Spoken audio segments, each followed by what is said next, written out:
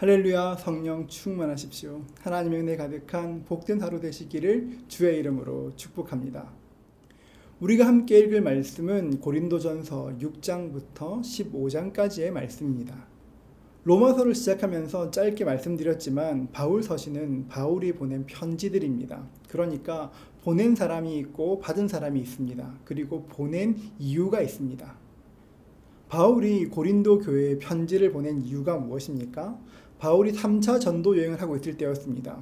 바울이 에베소에 있는데 고린도 교회에 문제가 있다는 소식이 들려왔습니다. 그래서 바울이 고린도 교회의 문제를 해결하기 위해서 편지를 썼습니다. 그것이 바로 고린도 전서입니다. 그러면 고린도 교회에는 어떤 문제가 있었습니까? 파당으로 인한 분쟁이 있었습니다. 난 아볼로파다, 나는 바울파다, 나는 베드로파다, 나는 예수파다. 각각 팔을 짚고 서로 다투었습니다. 아볼로가 최고야. 아볼로처럼 설교 잘하는 사람 본 적이 없어.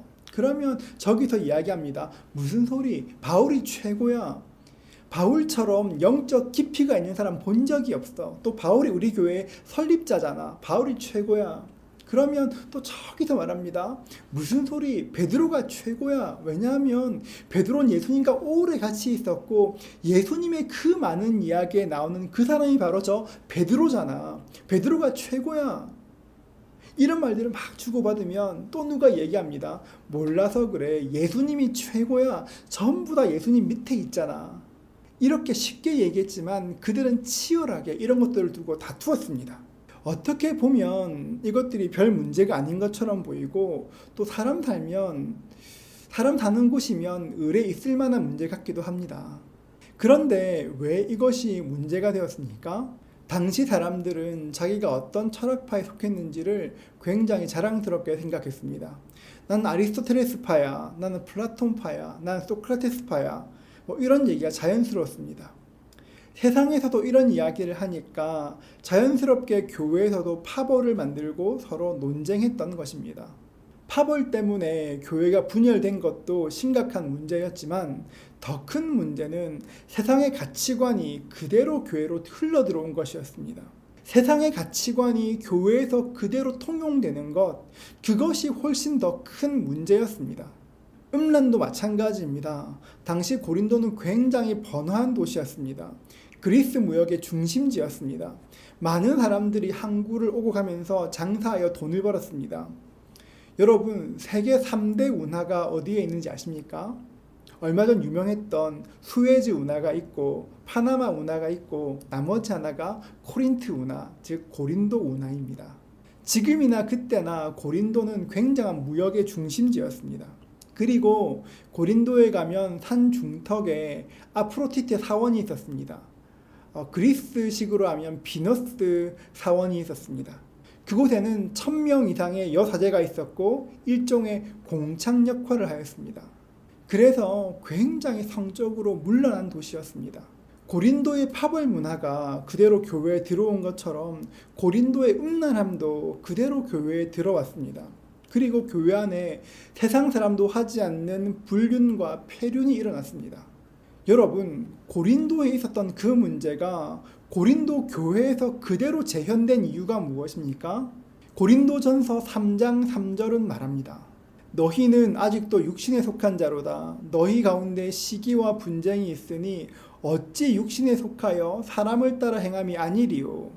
고린도 교회 성도들은 예수를 믿는다고 이야기했지만 여전히 육신에 속해서 육신을 따라 살았기 때문입니다. 예수님을 믿게 되었습니다. 그러면 지금부터는 예수 그리스도를 주인으로 모시고 하나님의 주권을 인정하며 자녀답게 살아야 되는데 그들은 여전히 육신이 원하는 대로 육신이 원하는 것을 따라 살았습니다.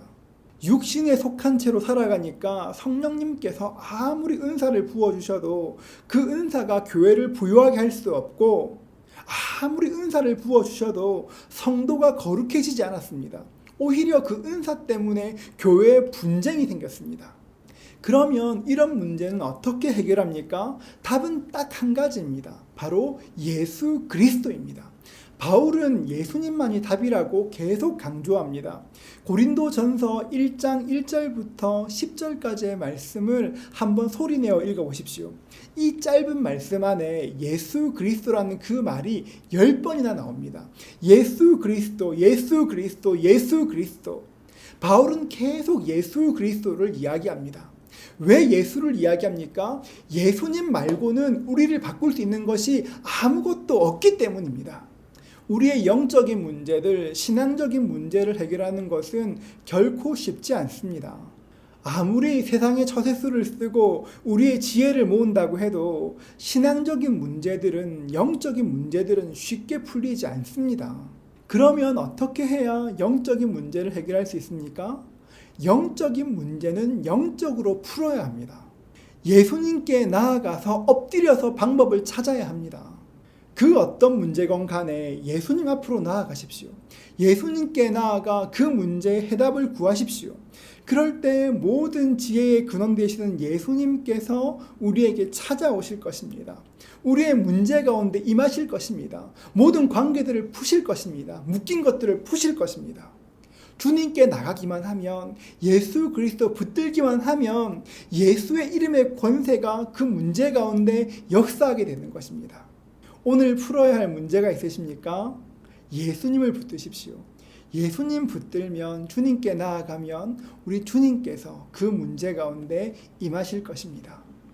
그 역사를 경험하는 복된 하루 되시기를 주의 이름으로 축복합니다.